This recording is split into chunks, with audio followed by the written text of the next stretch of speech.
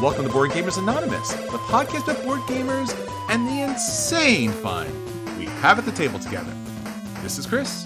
And this is Anthony. And this is episode 467, Best Digital Card Games. We'd like to thank all our Patreon backers for helping us bring you a brand new episode. Hey friends, we're back, and this week we are talking about the best digital card games.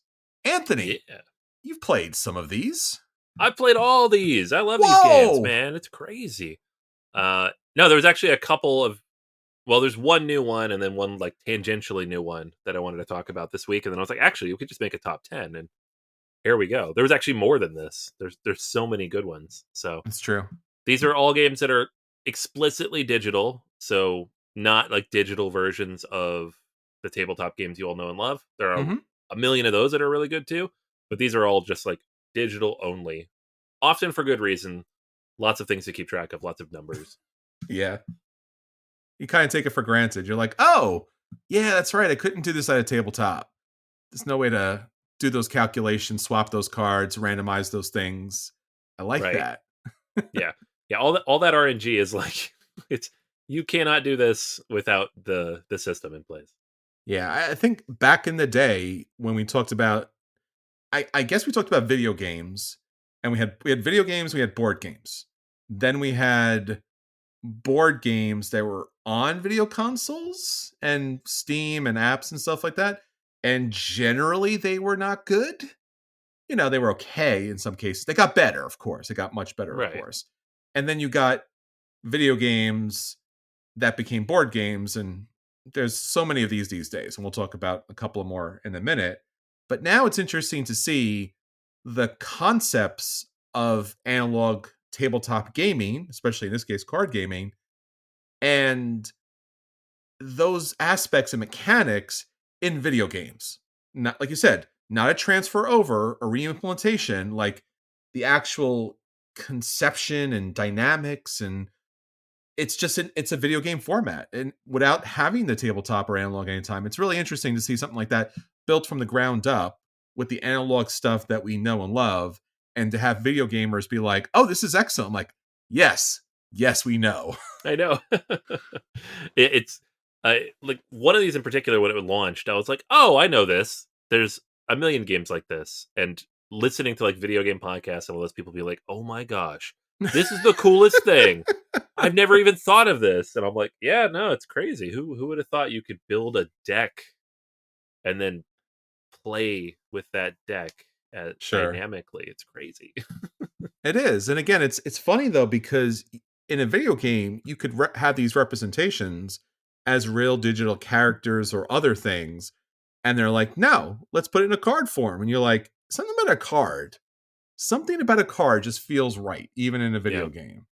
So it's a lot of fun. And again, we're seeing more and more of this these days. We wanted to point out the best for you so that hopefully you get a chance to pick them up and play them on whatever platform you're using these days, because these games are everywhere now.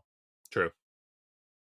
So that'll be our feature review. But before we get into the feature review, Anthony, we got another feature that is amazing and happens every time this time of year. Yep, it is our annual, what do we call it? March Gamer Madness. Yes. I always have to remember, I'm like, what do we do to not make it a trademark issue? That's right. Legally distinct. Gamer in the middle. Got it. Right. March Gamer Madness. So we have a bracket of 64 games coming up, starting next week. And every year we put up a contest where I put the bracket up about a week or so before the episode is aired. And you can go through the whole bracket and see how you do. Compare it against the podcast when it goes live. So whoever gets closest to the final, and it takes us 2 weeks to record this. We do the first round of 64 the first week, and we do the rest the following week. Whoever comes closest wins a game. So we will be, when this is up, you will be able to go and complete that. It'll be on the Facebook page as well as a link here in the show notes. It's fun. It doesn't take too long. And then you can yell at us that we're wrong because you chose something different. Because that's how these things work, right? But they're fun, and they're fun, and they're fun because we do a different one every year, a different theme, and I think it's probably our most fun bunch of episodes. So if you have not listened to the other March Gamer Madness, please jump back. I mean, we probably have, give or take, 9-10 years of this. So this year, Anthony, we have a really cool one. I like this one a lot. Yeah, it's almost like the smash up bracket. Yeah. Kind of what we're doing here. Yeah.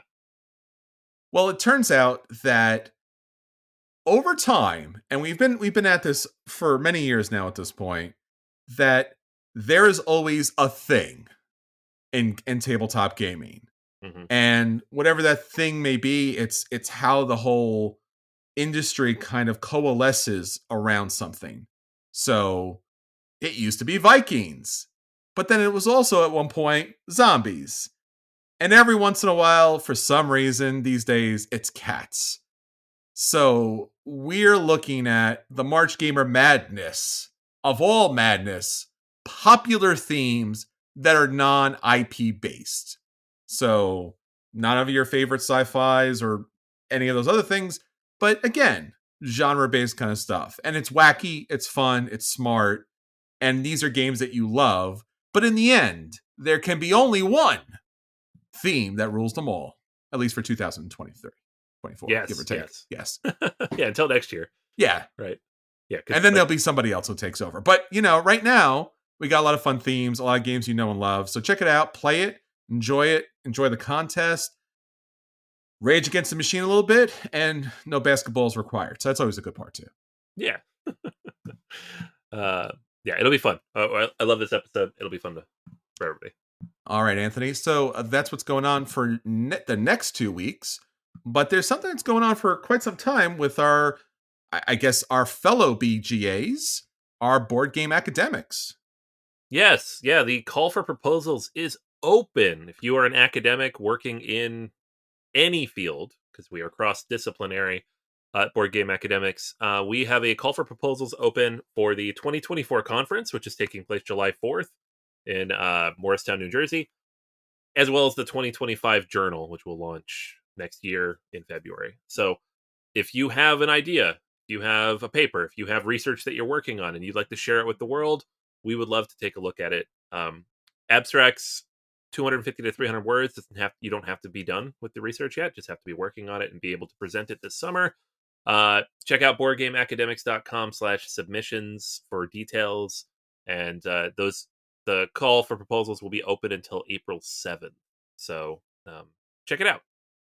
Absolutely. And for all my practitioners out there, maybe you're not in scholarly higher ed research, but maybe you're a teacher or a psychologist or an occupational therapist or in many other fields and using tabletop gaming in some manner, we want to hear from you as well. So put together a small abstract. There's a lot of information that you can find about how that looks best. You can also obviously contact us. We'll direct you some proper resources, because practical applications is a big part of this. We are open to everyone, every different profession, every walk of life, every nationality. We want your content here, and we want to be able to share it with everyone out there. So hit us up soon, because we'd love to see it. We should also mention, Anthony, we have some things happening for Board Gamers Anonymous, and I guess kind of crossover Board Game Academics. We mentioned this before. We will be at Long Island Tabletop. We'll be running 2 special sessions, one about leveling up your teach. Teaching board games is honestly the most important things about board games, because we're trying to get more people to play board games.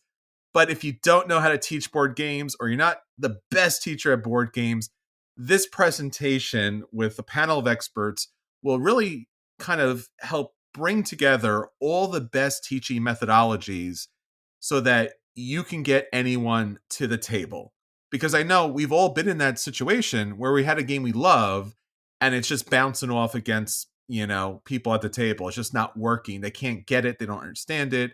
And again, we have a lot of research. We have a lot of practitioners here. And I think that we could help you overcome that gap and get maybe family and friends who have not gamed before to the game table and love tabletop gaming. Mm-hmm. Yeah, absolutely. And then in addition to that, we'll also be talking about leveling up your mental health. Turns out tabletop gaming is excellent to help improve your mental health, your well-being, your connection to the community, helps you make friends, right? As adults, a little more difficult to make friends than when you were a kid. You know what? Grab a board game. Again, check out the Teach so you can learn how to teach it even better with like people you've just met. And again, another way to connect with others that'll positively help your mental health and overall well-being. So that will be Long Island's largest tabletop gaming event. It's at the Cradle of Aviation. So if you ever want to see everything about aerospace, it's in one place in Garden City, New York, from April 6th to April 7th. This year, 2024. We were there last year. It was amazing. We're special guests this year. Please come out and join us. We'll see you there. All right, Anthony, that's everything that's happened with us. But we do also have our friends on Patreon, and you've been punching out some episodes. What do you got coming up this week? Yeah, so I've recently finished up my trio of top 10 lists. So you can hear my rundown of my top 10 games, my top 10 video games, and my top 10 movies, courtesy of my son, who forced me to make those lists. And so this week I'm going to be talking about my top gaming experiences. So like specific memories, things that have happened in my life that just stick out and I remember very clearly. So many of them have been talked about on this podcast, but I will bring them together into kind of a one solid 30-minute lump for you all.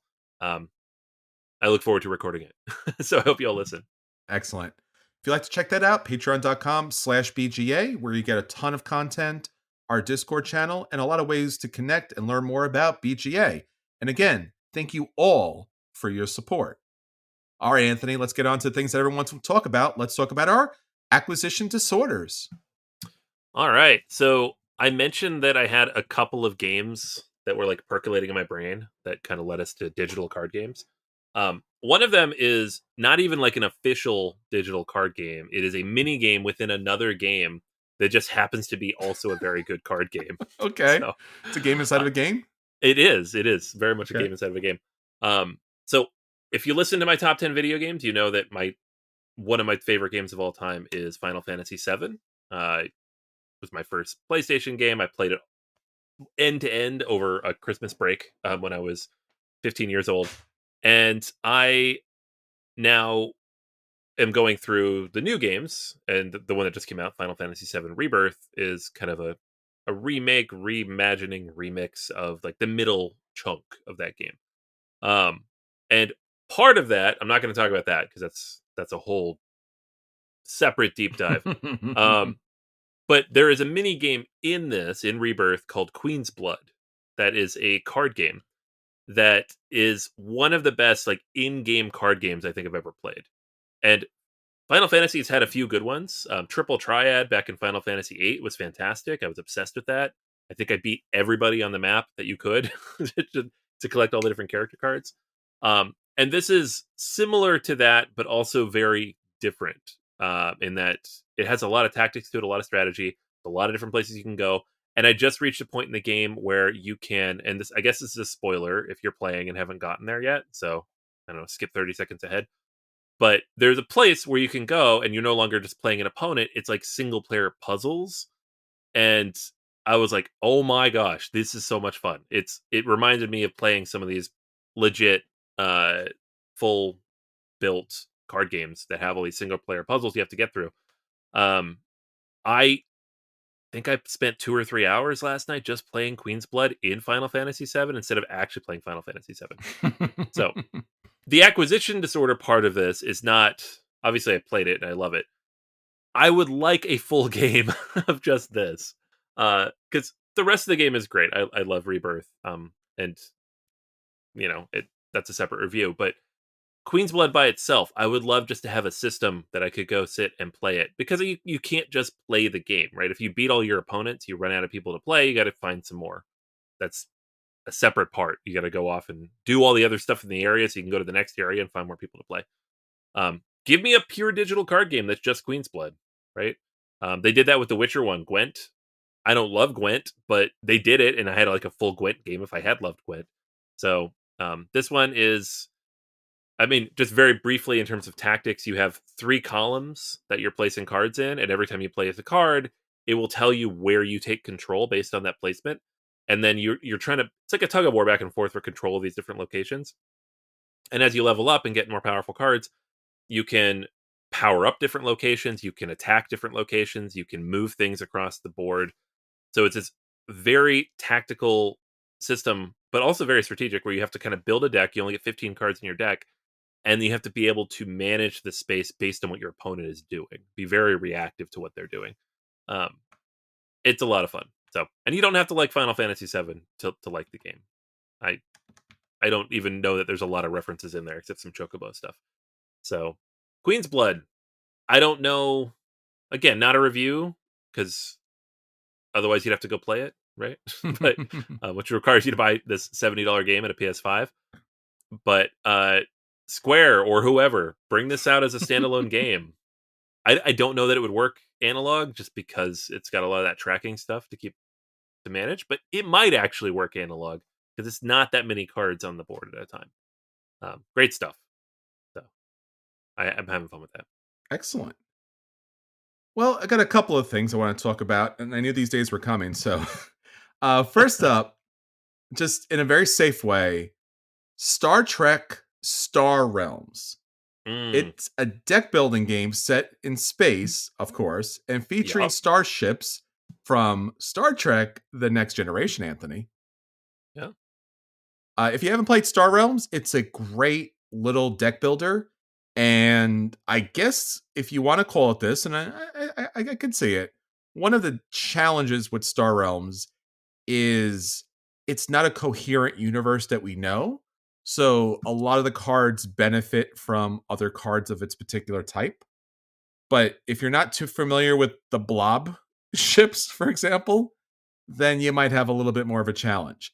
So, bringing Star Trek, which especially with next gen has very streamlined kind of collection of different ships, I think this is going to work pretty excellent because Star Realms is excellent.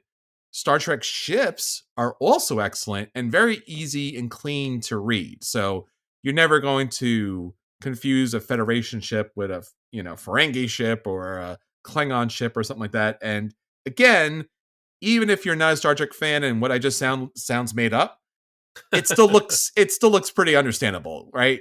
So the Federation's usually gray and blue, give or take, Klingons, and yeah, everyone has their own color. Let's just go along with that. So Right. Yeah. so it's designed to be a two to four player game. It's about ships, it's about bases. It fits perfectly with the Star Trek theme. I'm surprised they didn't call it Star Trek Realms, but right now it's called Star Trek Star Realms. I get it because you want to keep your IP in there, but also it's an extra word you do not need to have there. So I'm excited because I like Star Realms, and it's also a deck builder that's online that you can play, but from the analog version. And I think it's free actually. I think you can play the base game for free Yeah. on iOS at least. Yep. So Star Trek, awesome, love it, great, good job, people. How did it take 12 years to do this? I don't understand how it takes it. Star Trek will put their IP on literally anything. Oh my God. It's not It's true. quite a Star Wars bad, but it's very close. So That's true. It's true. There's a dice game that I shall not talk about, shall not be named. It is, yes. Now, we've been talking around, and I know Anthony's been talking more directly about CCGs. mhm. And if you've ever played a CCG or owned a CCG, you're like aware of the incredibly slippery soap, slippery soap slope of CCGs. It's so slippery, I can't even say it. And that's because once you start playing it and wanting to have a better deck, you have to buy more packs. And then eventually you have to buy secondary, sets and individual cards and things. And then you're committed. And then there goes all your monies. And there's your whole it's a lifelong game. So I have learned over time that no matter how tempting the CCG may be, I need to stay the heck away from it. But it turns out that UVS Games, Universe Games, has three CCGs coming out. One I don't care too much about, but maybe you do. Tekken. Tekken 8 is coming out. So That's cool. That's actually a great IP for a CCG. I don't know if the fan base is big enough, but that's a cool idea. it used to be such a big game. It was like with Mortal Kombat and with Yeah. Street Fighter, and there was Tekken. There was like the three. I was a Samurai Showdown fan myself, but Yeah. the Hipster. other I know. The other three were out there. I was a Neo Geo guy, man. I'm sorry. Yeah. Total hipster move. But that's good. They also have Godzilla. And Oh, that's cool. if you want to have a big kaiju battle, and again, a big CCG battle, again, getting dedicated decks for these monsters is amazing. The artwork is gorgeous. And they use a lot of block print art cards here. Just gorgeous. Foil. Everything looks Oh, great. very cool. And I'm excited about that. And it's dangerous. Now I was Yeah. like, okay, cool. Amazing artwork. Godzilla -0, minus color was amazing. So I'm getting pulled back in. Having this old fashioned kind of artwork here. It's just beautiful. And I was like, all right, you kind of almost got me, but I think I'm going to, no, maybe I can get avoid it. And then, of course, they're going to have Star Trek Lower Decks, Anthony. Oh, come on. The All right. So the other three, I'm like, those sound cool, but Lower Decks I might actually have to buy. I know. Yeah. So so there's gonna be again, if you're not familiar with Lower Decks, it is the animated comedy slash nostalgia series, but it's really a lot more than that. It's very smart on its own. It's its own series. It's brilliant. It's enjoyable. Again, even if you're not a Star Trek fan, like if you're not a Star Trek fan, you're not going to get the inside jokes, but it's not one of those series that's just like inside joke, inside joke, inside joke until you just knock over. It really has strong characters, great artwork, a lot of fun. And yeah, they're doing a collectible card game. So why? Please, no. Don't do the thing. So yeah, I mean it's a thing. Yeah. It's funny. Like I always wondered about universes because they have a lot of IPs already. Yeah. Right? Like they have like Cowboy Bebop, I think. Mm-hmm. Trigun was one. Yep. Attack on Titan. Their big one is My Hero Academia. Yes. When they got that. And that's like a whole thing. And I have some of those cards and they're great. Yeah. But this is like kind of going to another level. Like these are all anime, like Yu Yu Hakusho. Yeah. Cool, but very niche. Getting niche. Star Trek, getting Godzilla. Yeah. Like that's big. Especially now. I mean, Lower Decks Star Trek is huge right now. I think it's bigger than any of the current Star Treks running. Right. And Godzilla is as big as it's ever been with all the movies. There's so many movies. Some movies better than others, but there's a lot of movies on that. So there are several CGs. There's not enough space to play them. There's way too many out there right now. The market is incredibly saturated. There's very few game stores left because of COVID and other reasons. Again, it's a whole episode. So I don't know even if I got into this, I would ever be able to play it because, again, problems. But it might be one of those things that I just might have to collect because I have to collect the thing. So I have certainly bought some CCGs of late just to have the cards. Like that's just what I'm saying. I will never play One Piece, but the cards are beautiful, so I've bought a few just because like these are fun to look at. I have the card. So we might need a dedicated recovery / prayer group just for CCG players because it's a thing. The companies are getting better. They're doing a great job. The artwork is top notch. The mechanics are better than ever before. Hopefully it won't be like a 90s bubble where they just overproduced all those different games and they went nowhere and they went dead. So yeah, a lot of CCGs coming out. Universe, yeah, really excited. All right, so that's everything that we want to get to the table. Let's talk about the games we did get to the table. Anthony, are at the table this week. We'll talk about what games you should run out and pick up because they're a buy, or we'll let you know what games you should avoid because they're a dodge, or if those games are the dreaded burn because, Godzilla. So, so buy it, play it, dodge it, burn it, whatever you need to do. Do one of those things. That's all we're saying. What did you play this week? All right. So this is the second of the larger games that we all played together last weekend in New Jersey. It is Evacuation. Oh. So I'll get some help from you this week on this one because where are we evacuating to? A different world, right? Oh. So what did we say? It was Arrakis to Pandora? Or no, I, Newfoundland. That's what I said. Newfoundland planet. okay. Um, It's changed multiple times. yeah, It can it go did. anywhere. Yeah. Yeah. So the idea of this game from Vladimir Suchi and Delicious Games is that you are on an old world that you have ravaged and destroyed because humans, and you found a new one that's bright and beautiful and colorful, and you're like, oh, cool, let's move there. We'll take their stuff, and so you have to manage two economies, Yeah. and you have to basically wind down the economy in one world and ramp up the economy in the other world, and do it in such a balanced way that you're able to maximize how much you accomplish in the new world. You're evacuating from one to the other, right? Um, I don't recall in the rule book like what you are, if you're a corporation or a government or what. You're just a group of people getting off the planet. You control one of the continents. You are moving that continent somewhere else.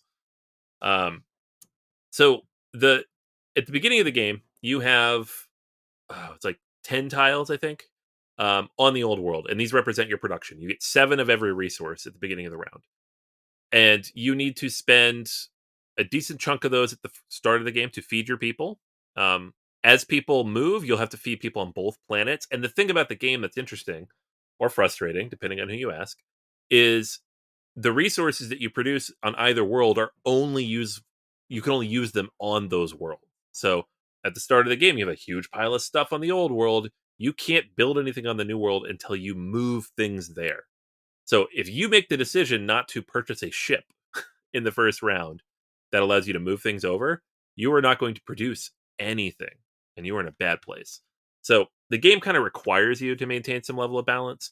Um, in terms of what you do to get there, there are a few different action options, right? So at the bottom of your player board, you have a bunch of different actions you can take. These include upgrading technologies. Everybody has their own unique 9 technology card tiles. There's 4 sets of them. So kind of like what Nucleum did, it has like asymmetrical tech trees. This has that. Um, you have the ability to purchase new ships. The ships allow you to move things off of the old world to the new one.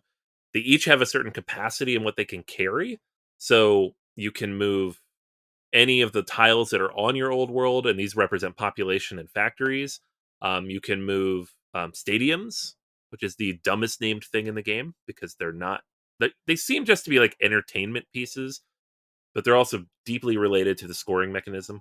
Um, but if you have them on the old world, you can move them to the new world, basically. You have separate factory tiles that you can move that are not on the map. And once you move them, you will drop them off in the new world and they become available to then place onto the map, which is a separate action.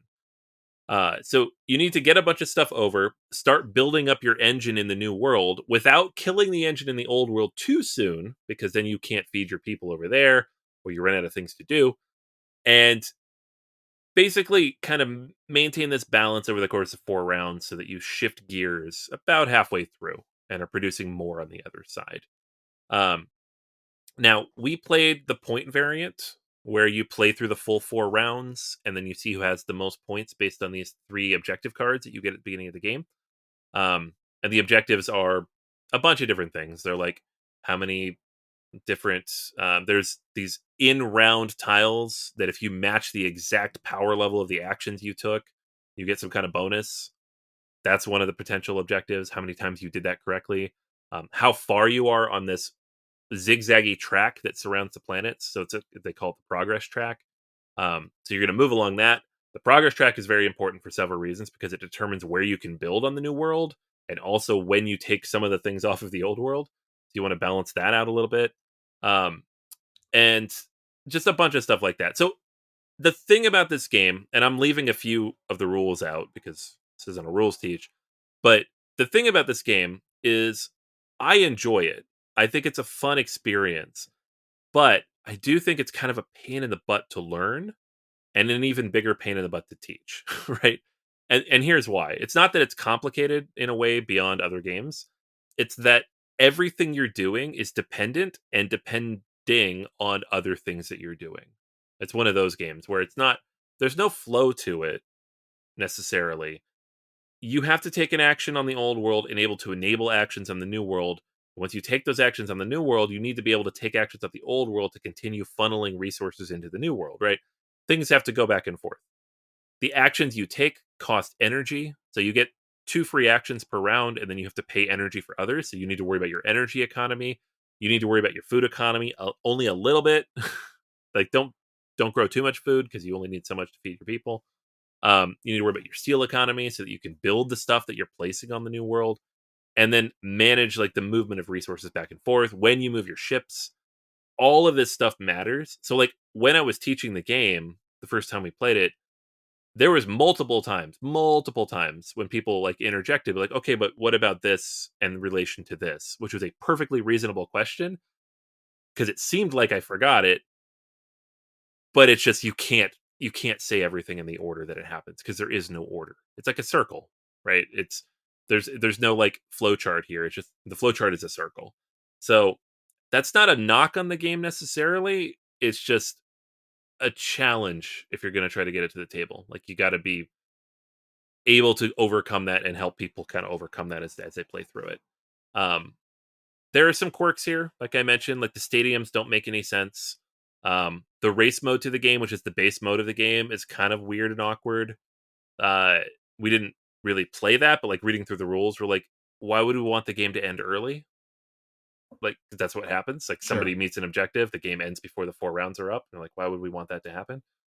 Um, there's like these little smiley faces that appear on the stadiums as well as some of your technologies that it seemingly only affect the player order, the turn order, but then also at the end of the game can have a huge impact on the score for some reason. Um, it's weird stuff. Like, some of those things, I'm like, I don't get what this is doing thematically. It seems like a balance thing more than a theme thing, Hmm. where so much of the game is thematic. So it's a play for me, a pretty solid play. I'm going to play it again. I'll probably play it solo and see how that plays. I like this a lot more than Woodcraft, which Oh was the yeah, last Suchi game, sure. which I didn't like very much at all. Um, but it's still not to that level of like an Underwater Cities, which was such a seamless, intuitive experience. This is Mm. not intuitive, even though it seems like it should be. Take stuff off old world, put on new world, build up. There's just pieces of it that you're like, wait, why do I need to do that? Why is it like that? It just is. Okay. It just is. Got it. Um, so there you have it. My thoughts on Evacuation. I rambled a bit there. Chris, what do you think? I think you rambled a little bit because I think the game is it's incomplete in some areas. And I think, like you said, it's a challenging game to teach because conceptually it's brilliant, right? Hmm. The idea of, for whatever reason, the planet is dying, it's running out of resources, we need to move the population and industry from our home planet to this new planet that we've discovered. It's the again, the concept is inspiring, it's innovative, it's just it's such a great idea. And you look at the board itself and it's brilliant, right? Hmm. The two planets, the the space travel way, which kind of wraps around both, kind of gives you that idea of, slingshotting around. And it's so evocative, right? Like, wow, we got to get out of here. This planet's dying. We only have this number of rounds. We got to get these people in this industry out. We got to go across the spaceway. We got to land out there. We got to produce resources on this other side of our board. And it does it, and then it has certain elements to it. Again, both planet boards generally make sense. They Each one of them has a slight difference as far as, like, you got tokens on one, and then the other side has little, I guess, little plastic pieces and little tiny, small kind of versions of the faculty. So it's not one and the same. And then you have this wonderful tech tree that you get to, place out and then upgrade throughout, and it gives you special abilities that feel like they break the game. But again, everyone has those things, so it's kind of like Nuculum in Hmm. that situation where, like, oh, this tech is good and this one's good, and you kind of build up a plan in your head about, if I'm going to transport these people, what text do I need and when do I need it? And I love that aspect. I also love the aspect where you're going to be playing cards to your player board to activate certain abilities. And the more that you activate the abilities, the more work that you've actually done, the further you travel. And also, there's bonuses if you hit it just right. Those aspects, brilliant. Again, conceptually, brilliant. But then it kind of it kind of let me down a little bit. As you said, first off is the stadiums, right? This concept that you got to get 3 stadiums to the other side to score points. Again, you don't need them to win the game, but like it would be good if you did because of point scoring opportunities. I don't like is 3 stadiums or X number of stadiums really the thing that the new planet needs? Why not certain monuments or capitol buildings or research stations or nope, they're just a playing card that has a thing on it and has a happy face or maybe it doesn't and just like so the whole idea of transporting these things on what is very cool designed spaceships, it's lackluster. And It's then so random. It doesn't make it honestly, like I said, it feels like a balance thing. They're like, "Okay, we need to make you do something else sure. so that it's not so easy to get everything off the planet." And most of you didn't. I got no, I think we all got negative points from the stadiums in the end, but it's so weird. It's such a weird thing. It's again like they have these cool spaceship designs that look more like fighter ships or cruisers. They don't really look like transport ships, but hey, teach its own. But then when you get the ships, what can you really send over but like a stadium and maybe a couple of resources? And you need to do that, but it's not dramatic. It's not fun. It doesn't feel like you're escaping, right? You're taking off with all that kind of stuff. Right. And the board itself, the initial planet with the setup of the core board chits, is incredibly painfully flat and simplistic and just ugly to look at. Like you have this beautiful board, you have these beautifully designed spaceships, and then you have these ugly little cheap tokens on the board. Why weren't they literally anything else? Why didn't they have an interesting or colorful design to them? Why weren't they actually I mean, Underworld Cities, you actually have little discs for the different cities. I mean, eventually you bring the discs over to put them on the other planet. Why aren't they just I mean, again, I know some of this is just game design that I'm not incredibly familiar with, but my user experience with the old planet was as boring as can be. Like it was like, okay, you guys are there. I got to flip open these tokens. All right. Like I didn't feel like the planet was dying, or there was an imminent Mm, threat, or I had to get things out, or and the odd graphic design on these tiles. I didn't feel like I was packing up a city or packing up a village or saving a country. right. It didn't have anything to it. And then, like I said, you transport it over, it doesn't look like anything on the ship because you're not really able to move a city or a country. And then you put it on the other thing and you're like, and now they're dots. And you're like, all Yeah. right, now they're Yeah. dots on here. And I also, I think I was playing as the blue color, which terrible, terrible. Blue things on a blue planet. I would Oh not yeah. recommend. Uh, I didn't think of that. That sucked. really bad. If you're colorblind or even like I'm not colorblind, but even looking at the board, it was very easy to lose track of what I was putting out there on the board. So the game has a lot of additional modules you can add into it, and maybe those add a lot more to the games. I know you can flip the cards over and they give you a special ability and you can play that out. I know there's industry stuff that we played with that could give you extra bonus points. But again, the industry gives you bonus points if like your factories or your people are kind of lined up in some horizontal vertical direction. I'm like, okay. Like again, it lost its thematic flavor. So overall, the game has tremendous promise to it. It just doesn't fully fulfill what that promise was promised, right? Like Yeah. it's going to be this thing. And again, this is Vladimir Suchy, who created, in my opinion, one of the best games of all time with Last Will. which again was this upside down concept in which you needed to build up your wealth in order to spend your wealth and go bankrupt first so that you would win the game. So when I'm like, look, this man knows how to build up mechanics so that he could take one thing and blow it out to the other side and get it somewhere else. I'm like, this is gonna rock. This is gonna be great. The board looks great. The concept is great. The ships look great. He knows the mechanics, and I don't know. It just it fell flat for me. I didn't think it's the teach is very hard. I don't think the game is complicated at all. There's always a thing you can do. But again, a lot of it was, it was like, do you have enough food? Do you have 4 food? Do you have enough steel? Do you have enough of it? It was like, all right. So I think it's really missing that rocket boost.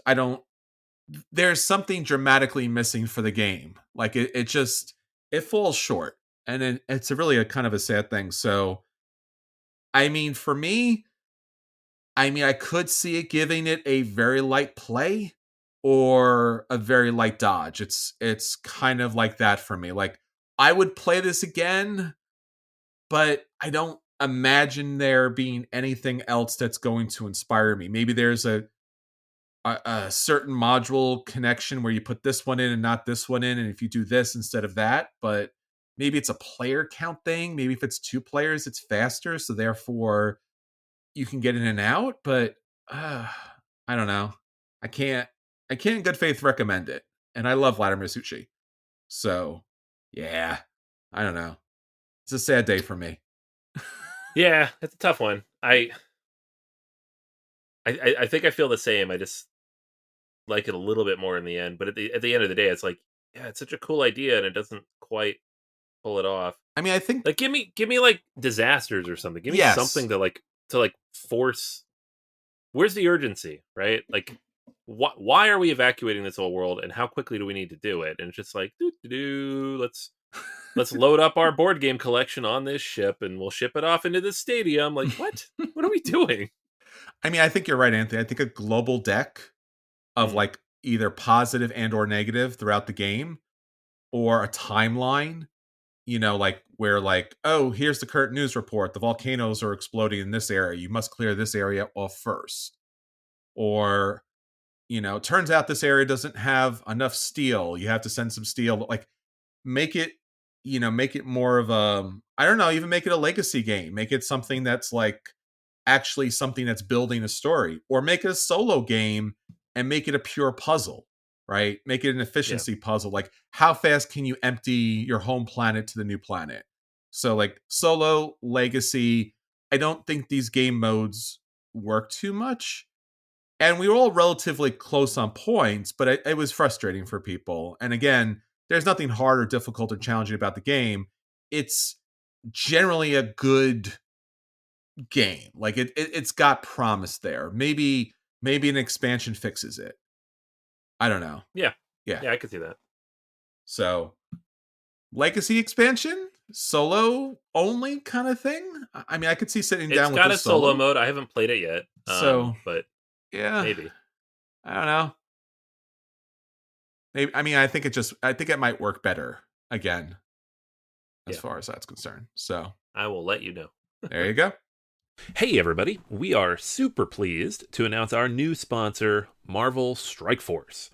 Marvel Strike Force is a mobile squad RPG that allows you to battle with your favorite team of superheroes and supervillains in a fight to save the universe against threats like Doctor Doom and Apocalypse. The goal? Power up your favorite characters to complete missions, unlock gear and other resources, and beat other players in PvP modes such as Alliance War and Real-Time Arena. And the best part? Marvel Strike Force just reached its 6-year anniversary, which means free stuff when you sign up via our unique link in the description. The anniversary consists of weekly events and bonuses. Just complete each event, and you'll receive special awards and skins. Make sure to log in each day and every week to take advantage of all the new characters that are being released specifically for this event. This will be Marvel Strike Force's most generous event to date, so don't miss out. If we have received a unique promo code for every new user, please follow our link in the description and use the promo code Maxpool. Maxpool. Again, anybody uses that code, it is unique for all new users. Check it out. Once again, thank you so much to Marvel Strike Force for sponsoring this episode.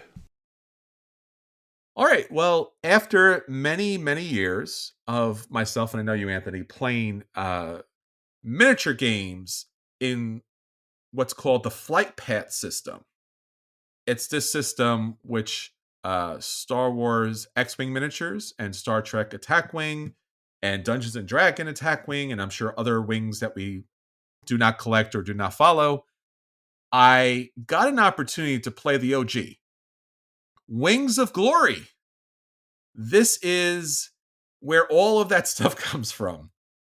And this is a game from Ares Games. And I know, Anthony, you and I have walked past and through and talked to all the great people at Ares Games.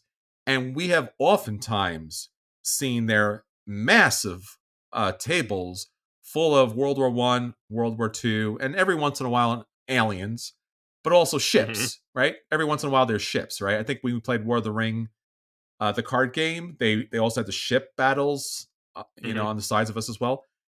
The ships and the planes are gorgeous, and they are period accurate, down to having like the little pilots and gunners in the actual planes themselves. The ships, I have not played that, although now I do want to play that. But I've always wondered about this flight path system because it was such a big part of miniature gaming, and I wanted to get again to the OG. So I had an opportunity to play the World War I rules and accessory pack version. And I know some about World War One. The people we were playing with were hardcore history people, so it was really great to play with them. Joe and other people out there knew about specifically the planes, the era that they kind of operate in, all the different countries they came from. And primarily what it is two teams, two players, and you're having these aerial battles over these wonderful playmats.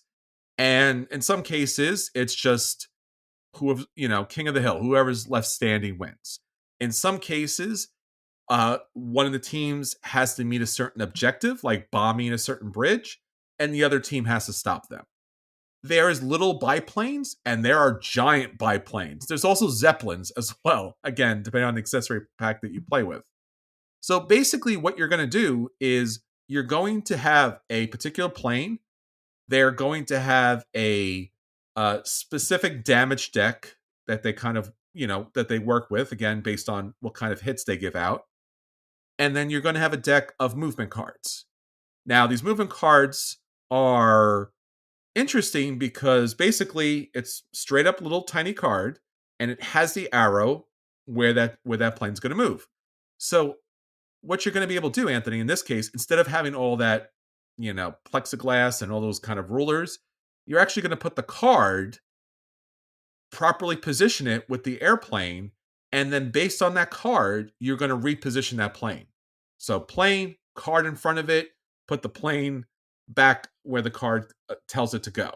So you don't have to go, well, I want to make a 2-turn or a 3-turn, or I just need to look at the cards in my hand. I have all the cards available to me. So it's never like I'm without a certain turn. Now, there is some rules, again, based upon, if you're doing a high stress maneuver, you take another one, you could take a damage from doing that. And again, there's a lot of complicated rules as far as that's concerned. But in the base version, of course, you move, and then you hopefully line up with an enemy plane, and then you take the ruler, and in this case, they had a nice, propeller ruler, and then you see if you hit the other plane based upon the shooting cone of that particular plane. And then the opponent, again, based on what kind of hits you do, flips one of the cards from the damage deck. This is a hidden damage deck. They'll take hits. So it could be 0, 1, 2, 3, 4, 5.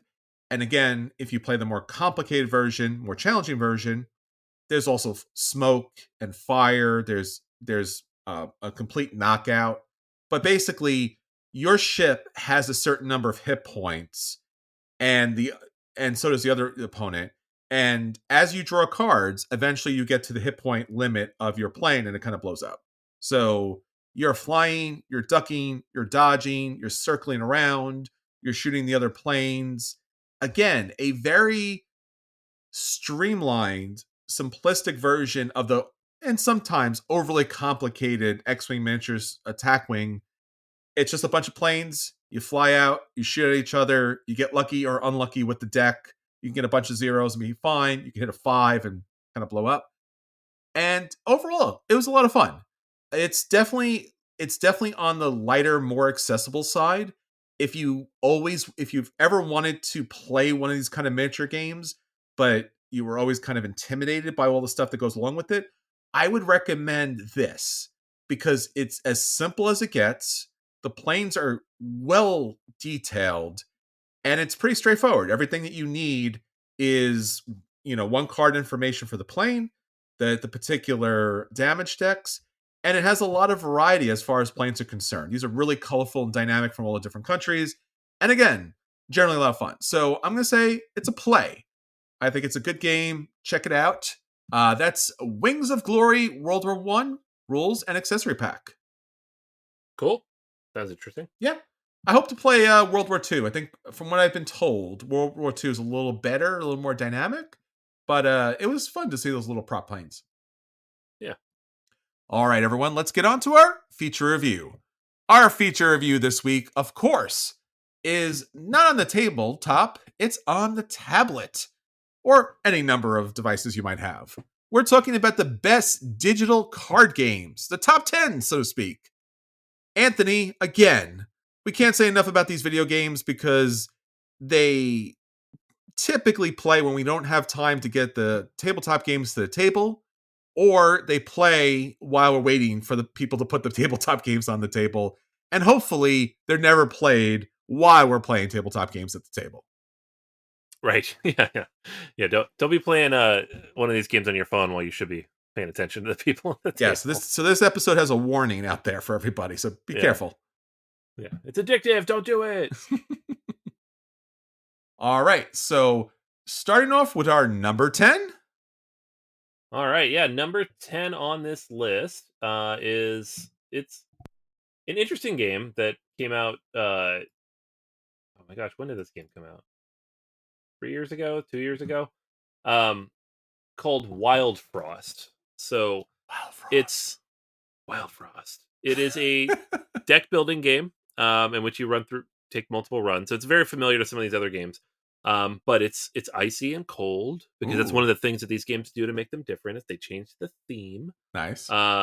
And it's decently difficult, right? Like this game is definitely the deck building is important, but the piloting is equally important, if not more so. Some of these games, if you get the right cards in your deck and you manage the cards in the deck effectively, then the piloting is a little less important. Like you just play what comes into your hand. Here, it really matters the order in which you play and how you bring them out.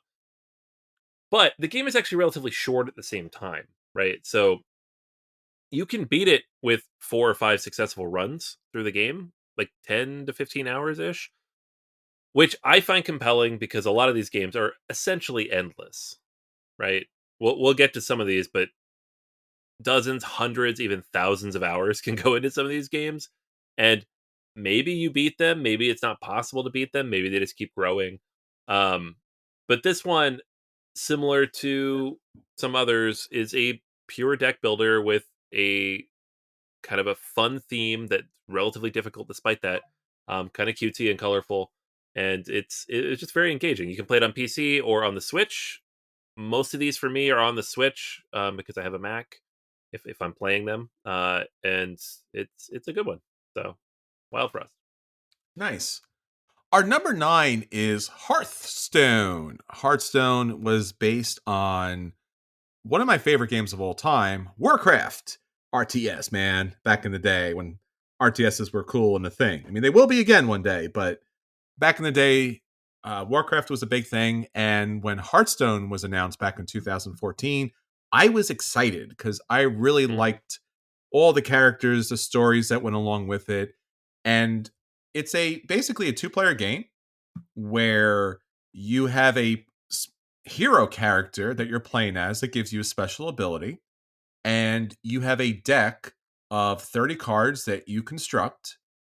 And those cards are a number of different things. Typically, they are characters that utilize and activate different special abilities. They can taunt you, they could fire magic missiles at you, they can destroy other deck cards. They have a whole bunch, endless number of things.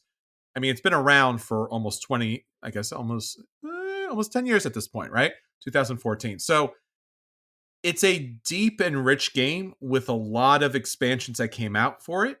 It has a lot of different play modules, so you can play cooperatively versus an AI. It has some campaign modes that you can go through. It's just overall a very fun lore world building aspect of so many other games. Obviously, World of Warcraft plays into that as well.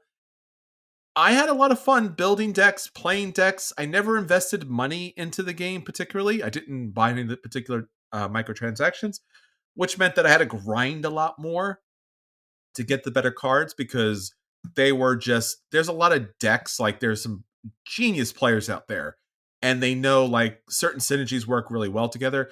I've always enjoyed creating my own synergies or themes to put together.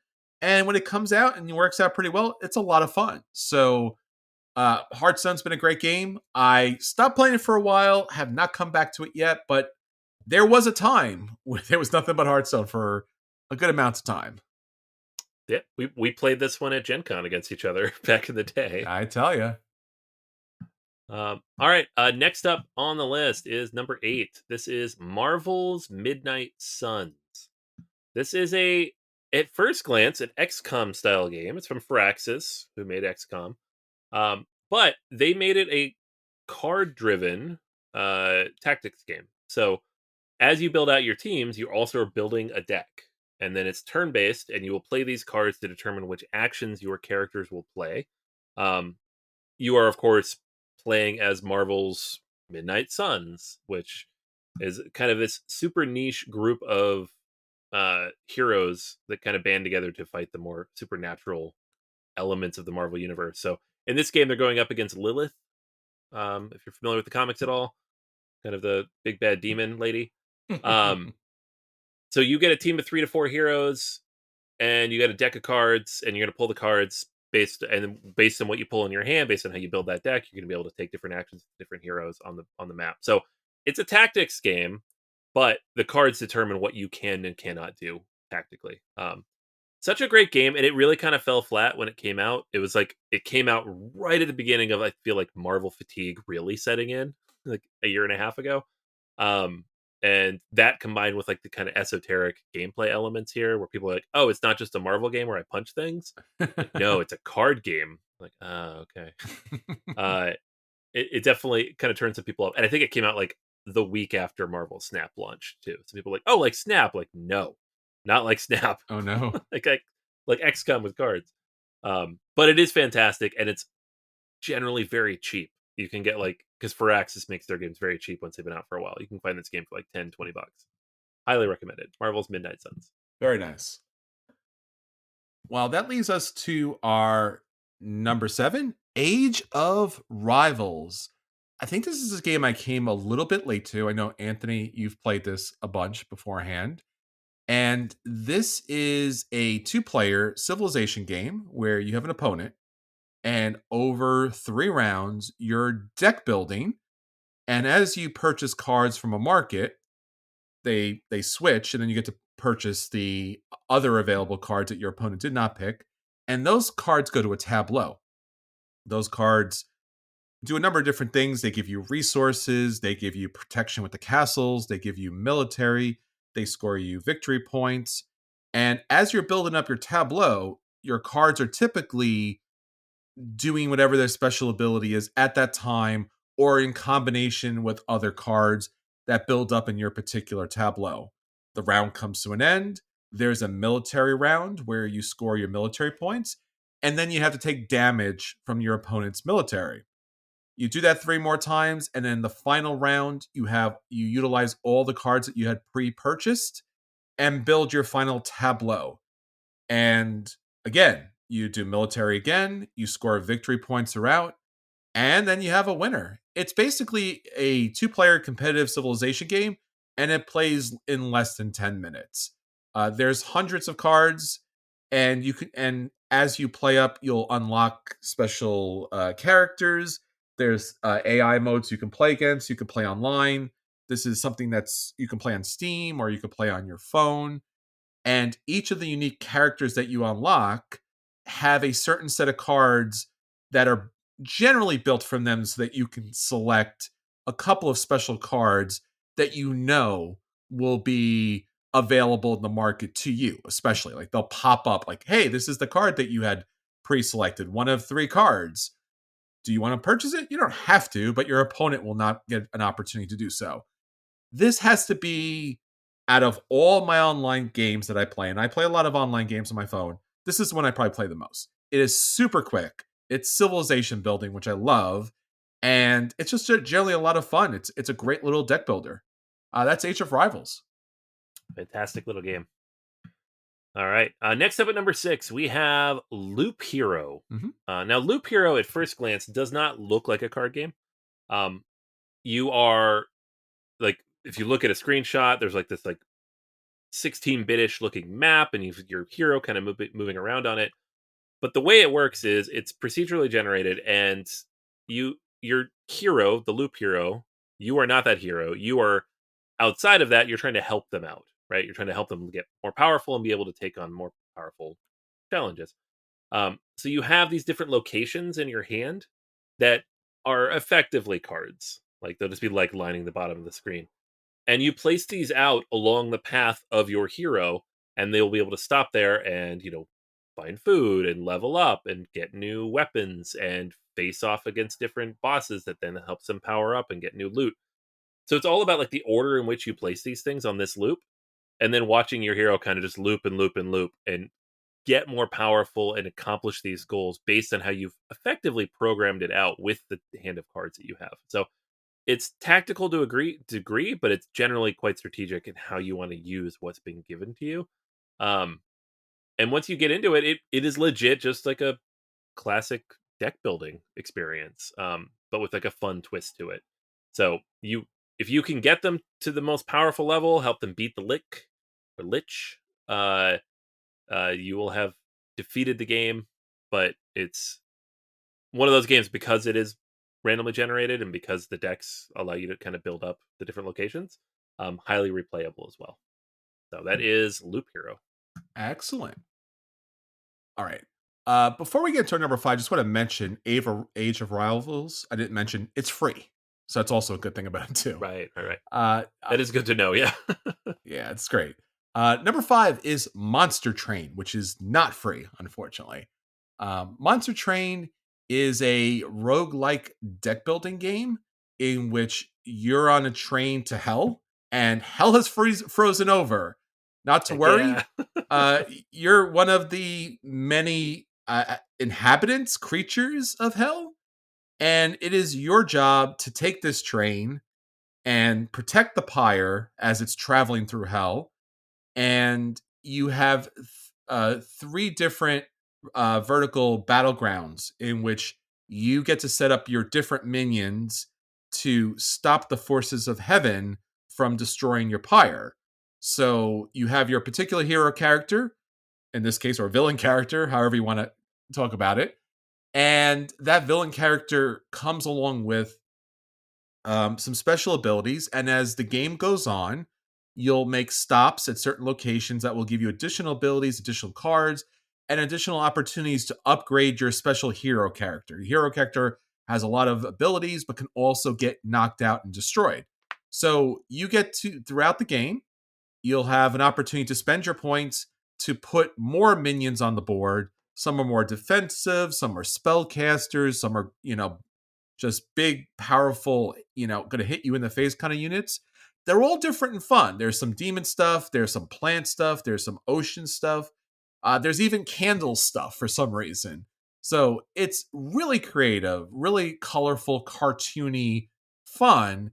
And then at the end of that particular stage, you have to fight the big angel good guy, and that angel good guy goes through each of your levels, and you have a shot to take them out with all of your spells and abilities. This is a game that was kind of surprising. I was like, oh, I've played deck builders before, and usually, you play them digitally, and the thing does a thing, and you're like, oh, so it shot a thing for 1 point.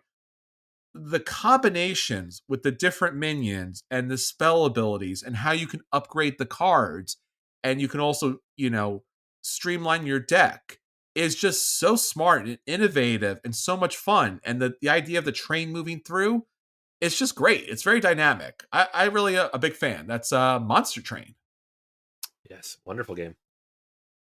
Number 4 is a creepy, weird one, but kind of a brilliant little game called Inscryption. This came out 2.5 years ago, back in 2021, from Daniel Mullins, and it is described as a deck building RPG.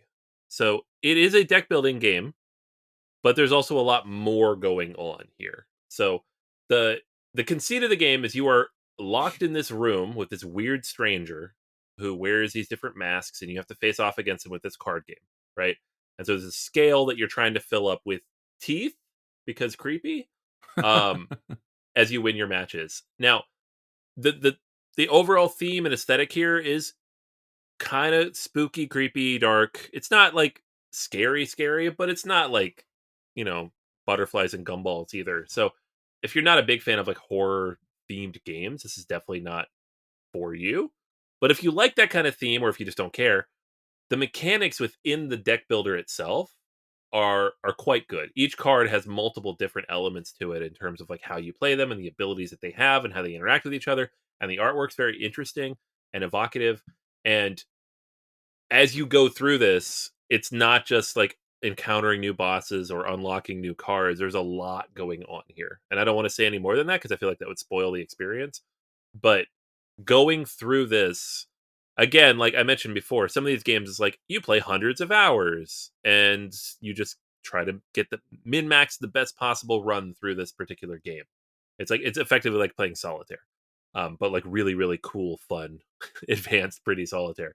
This is not that. It's an RPG, so there's a story going on here. There's some elements to it. There's more to this game, and it was really really popular. I mean, if you follow video games at all, I'm sure you heard of this. If you don't, it was very popular when it came out for all these reasons. Such a creative, interesting, multimodal experience within the game space. But as a deck builder on its own, even if you just play like the first few hours of it to get the card experience, it is fantastic. So that is Inscryption. Excellent. Our number 3 is a game that kind of blew up, and we played it right off the bat. We did a whole episode on it. That's Marvel Snap. Yep. Snap. So I've already talked about Hearthstone and how it's such an incredible game, great system. Ben Brode, who was integral, who was one of the creative forces behind Hearthstone, left one day and was part of the amazing creative team to create Marvel Snap. So the Marvel part, obviously, is the Marvel Universe. And I mean the Marvel Universe. It utilizes characters that even me as a Marvel fan are like, huh? Who? When? Okay, I guess. Yeah. I guess I remember hearing something about that character in the background at some point.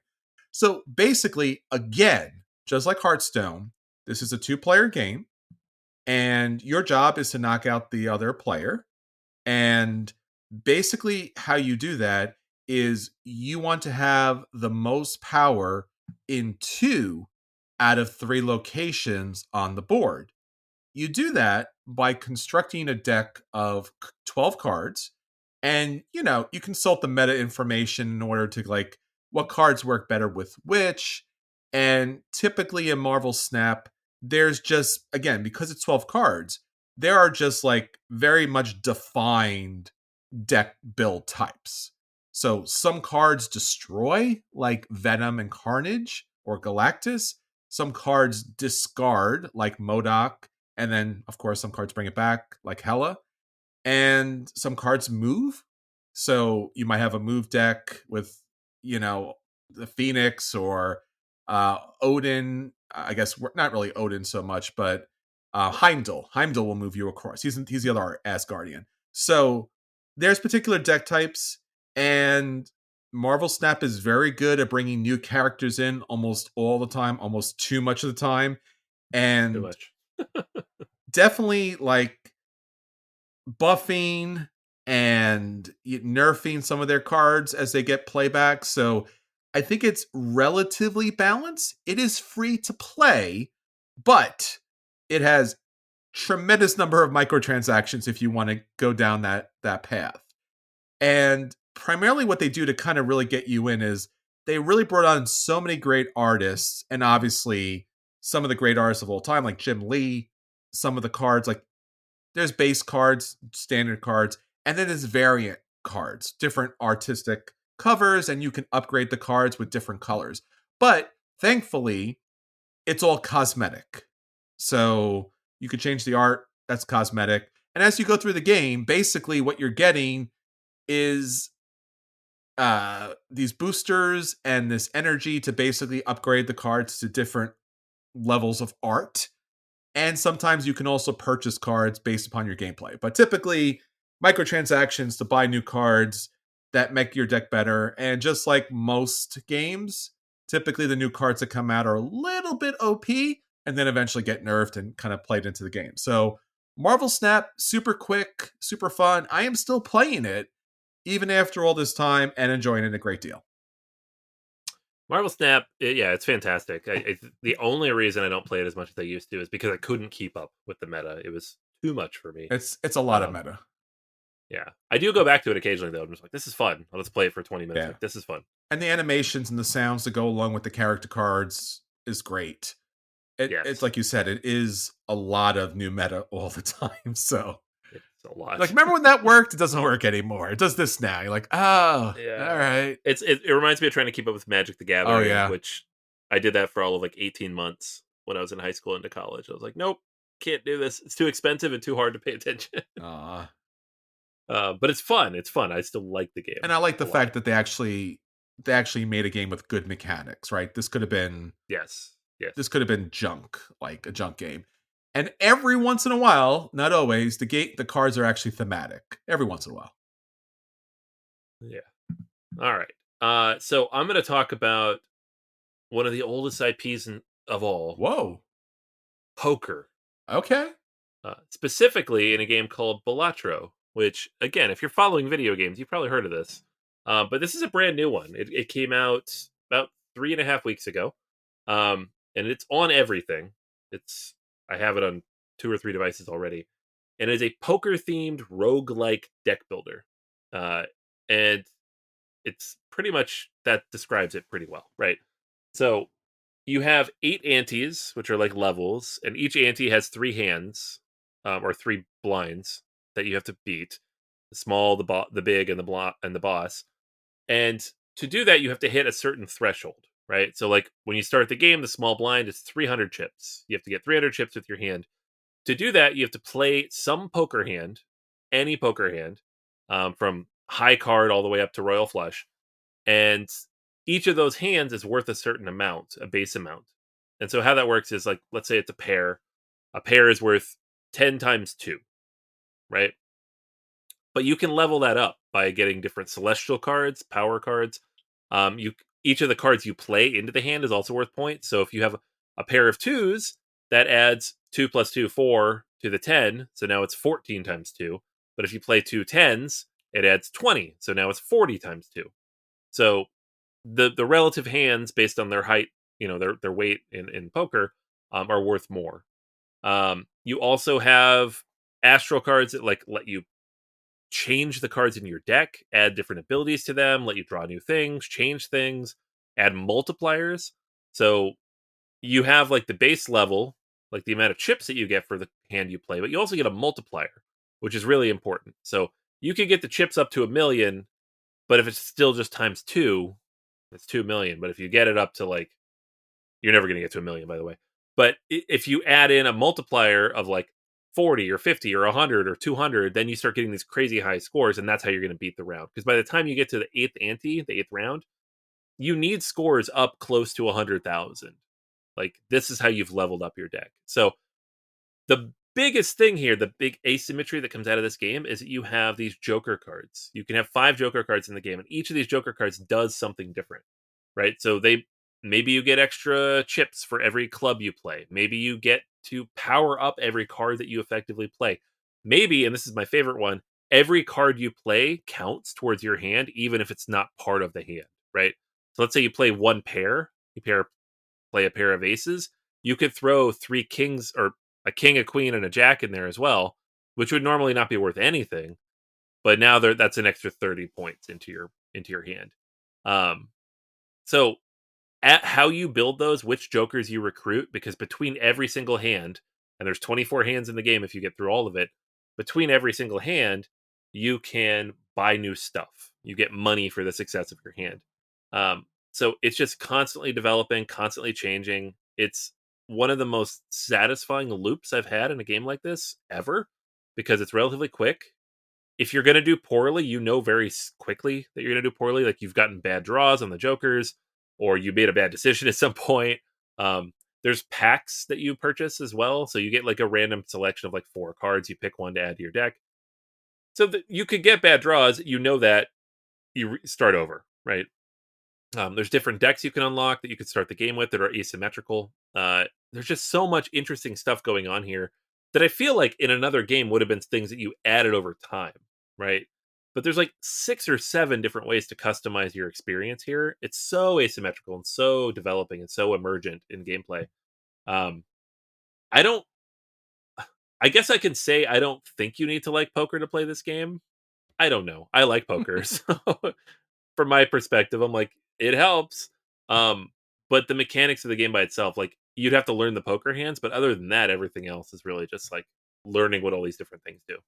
Um, great game, Balatro. Highly recommended. If you haven't played it yet, it's on literally everything except for phones at this point, which they have planned that will be out in the future. So you can find it on all the stuff, Mac as well, which is crazy because nothing's on Mac. Check it out. Excellent.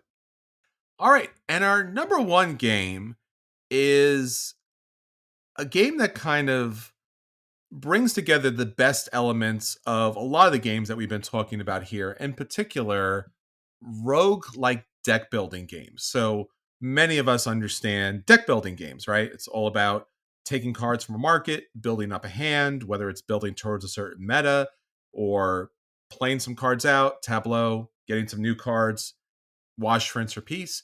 And then roguelike. So again, once upon a time, there was text-based adventure video games, and Rogue was one of those that was a, RPG inspired dungeon crawl game. And it's where you had these procedural generated levels, turn-based combat, but you actually had game debts. You could actually lose the game. Think about Dungeons and Dragons as far as like these different elements that pop up and you have to address them and they pop up and you upgrade your characters and such. Well, I would say, and Anthony would say in this case, that the roguelike deck building game of all is the one where you ascend the spire. And of course, Anthony, our number 1 game is Slay the Spire.